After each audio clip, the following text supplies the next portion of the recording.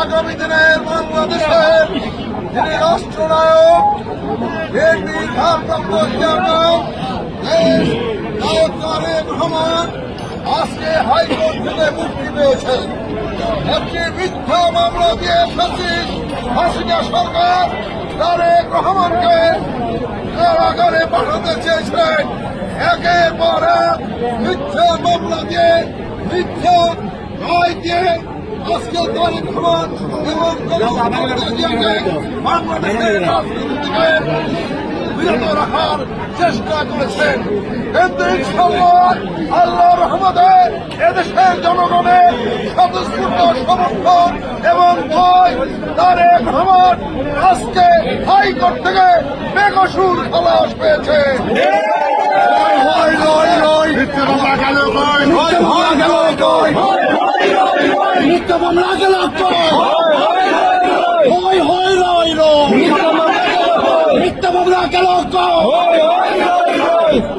আমরা বলতে চাই দীর্ঘ 17 বছর এই ফ্যাসিস্ট হাসিনা সরকার বিএনপিকে ধ্বংস করার জন্য বিএনপিকে শেষ করার জন্য বিএনপি নেতা কর্মীদেরকে ধ্বংস করার জন্য মিথ্যা গায়েবী মামলা দিয়ে লক্ষ লক্ষ নেতা কর্মীকে কারাগারে নিয়েছেন, কিন্তু বিএনপির কোন ক্ষতি করতে পারেনি। আমরা আমাদের নেতা বিএনপির ভারপ্রাপ্ত চেয়ারম্যান তারেক রহমানের নেতৃত্বে বাংলাদেশের সকল মানুষ ঐক্যবদ্ধ। আমরা বলতে চাই আজকে শেখ হাসিনা বাংলাদেশ থেকে পালিয়েছে। বাংলাদেশে শেখ হাসিনার দোসররা এখনো ষড়যন্ত্র করছে। সব ষড়যন্ত্র মোকাবেলা এই জাতীয়তাবাদী শক্তি বিএনপিকে করতে হবে।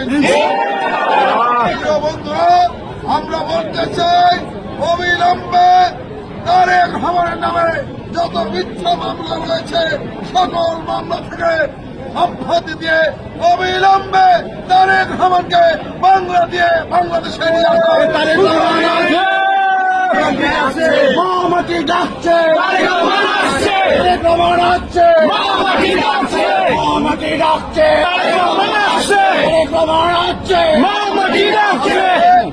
বাংলাদেশে একটি প্রতিবেশী রাষ্ট্র অনেক ষড়যন্ত্র করছে।